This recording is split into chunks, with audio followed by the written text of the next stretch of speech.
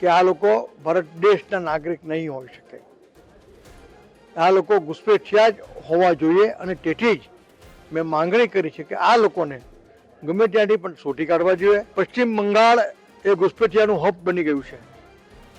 એક ષડયંત્રના ભાગરૂપ પોતાની લઘુમતીના મતનું પુષ્ટિકરણ કરવા માટે એક વ્યવસ્થિત કાવતરૂપ દેશના વિરુદ્ધ આ રાજ્યમાં કરવામાં આવી રહ્યું છે. સુરત લોકસભાના ભાજપાના સાંસદ મુકેશ દલાલે કલેક્ટરને એક પત્ર લખ્યું છે. પત્રમાં શું છે? સાંસદ મુકેશ દલાલ અમારી સાથે છે, એમની સાથે વાત કરીશું. મુકેશભાઈ, આપણે જે કલેક્ટરને પત્ર લખ્યું છે, શું પત્રમાં લખીને માંગ કરવામાં આવી છે? ગુજરાતમાં અને સુરતમાં શહેરની કામગીરી સફળતાપૂર્વક અને સરળતાપૂર્વક ચાલી રહી છે. BLO1 ઘરે ઘરે જઈને મતદાર નોંધણી કરી રહ્યા છે. તેવા સમયે એક વિસ્તારમાંથી જાણવા પડ્યું છે કે તે વિસ્તારમાં આશરે 501 લોકો ઘરને તાળા મારીને નીકળી ગયા છે.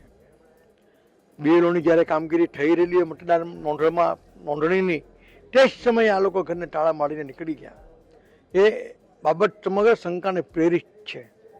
મને એવું લાગે છે કે આ લોકો ભારત દેશના નાગરિક નહીં હોઈ શકે, આ લોકો ઘૂસપેઠિયા જ હોવા જોઈએ અને તેથી જ મેં માંગણી કરી છે કે આ લોકોને ગમે ત્યાંથી પણ શોધી કાઢવા જોઈએ અને એ લોકોના ગુનાહિત ભૂતકાળની તપાસ કરવી જોઈએ અને તે લોકો કાયદેસર રીતે ભારત દેશના નાગરિક છે કે નહીં એની તપાસ કરવી જોઈએ.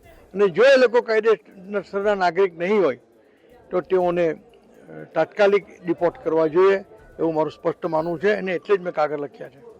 કયા વિસ્તારના લોકો છે જ્યાં આ તાળા મારવામાં આવ્યા છે? કયો વિસ્તાર લાગે છે? અને પોલીસ અને કલેક્ટરને શું ખાસ વિનંતી કરી છે આપના પત્રમાં? સુરતમાં જ સુરત શહેરમાં એક વિસ્તાર પડે છે અને કલેક્ટરશ્રી અને કમિશનરે તાકીદ કરી છે કે આ લોકોને ઝડપથી શોધી કાઢો. દેશના અનેક ભાગોમાં એ લોકો વિખરાઈ હતી, પહેલાં એ લોકોને શોધી કાઢો અને એ લોકોના ગુનાહિત ઇતિહાસની તપાસ કરો. તો આ જે ઘૂસપેઠિયાઓ છે આવે છે ક્યાંથી આપણે ત્યાં? આ ઘૂસપેઠિયાઓ પશ્ચિમ બંગાળ એ ઘૂસપેઠિયાનું હબ બની ગયું છે. એક ષડયંત્રના ભાગરૂપ પોતાની લઘુમતીના મતનું પુષ્ટિકરણ કરવા માટે એક વ્યવસ્થિત કાવતરૂપ દેશના વિરુદ્ધ આ રાજ્યમાં કરવામાં આવી રહ્યું છે. અને જ્યાં ઘૂસપેઠિયાઓને ઘુસાડીને એ લોકોને આઈ કાર્ડ, એ લોકોને આધાર કાર્ડ, એ તમામ પ્રકારની સુવિધાઓ ત્યાં પૂરી પાડવામાં આવે છે અને ત્યાંથી પછી આ ઘૂસપેઠિયાઓ દેશના અનેક ભાગોમાં ફેલાઈ જતા હોય છે. તો મુકેશભાઈ, જે ક્યાંક ને ક્યાંક પ્રશાસનથી ચૂક થઈ છે કે SIRની પ્રક્રિયા થાય ત્યારે જ આ લોકો ઘરોમાં તાળા મારીને નીકળી ગયા છે, તો પ્રશાસને પહેલાં જો તપાસ કરી હોત તો કદાચ આ ઘૂસપેઠીઓ જે આપ કહો છો તો પકડાઈ ગયા હોત.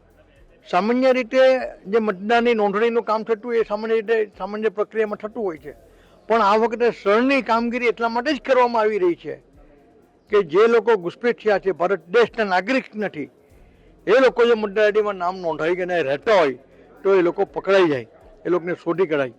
એ હેતુસર સ્થળની કામગીરી કરવામાં આવી રહી છે. તો આ જે વિસ્તાર આપ કહો છે એ સુરત લોકસભાનો છે કે નવસારીનો? સુરત શહેરનો વિસ્તાર છે.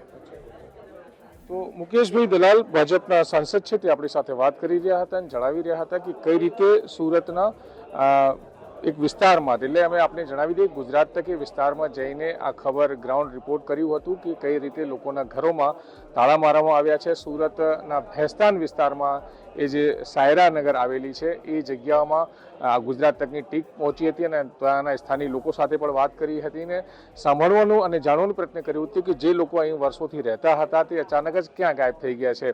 તો સુરત શહેરના ભેસ્તાન વિસ્તારમાંથી જે લોકો 500 જેટલા ઘરોમાં તાળા મારીને નીકળી ગયા છે એને શોધવા માટે સુરતના સાંસદ મુકેશ દલાલે કલેક્ટર અને સુરત પોલીસ કમિશનરને પત્ર લખીને એની તપાસ કરવાની માંગ કરી છે અને સાથે સાથે અને શોધીને એને ડિપોર્ટ કરવાની પણ માંગ કરી છે. સંજયસિંહ રાઠોડ, ગુજરાત તક, સુરત.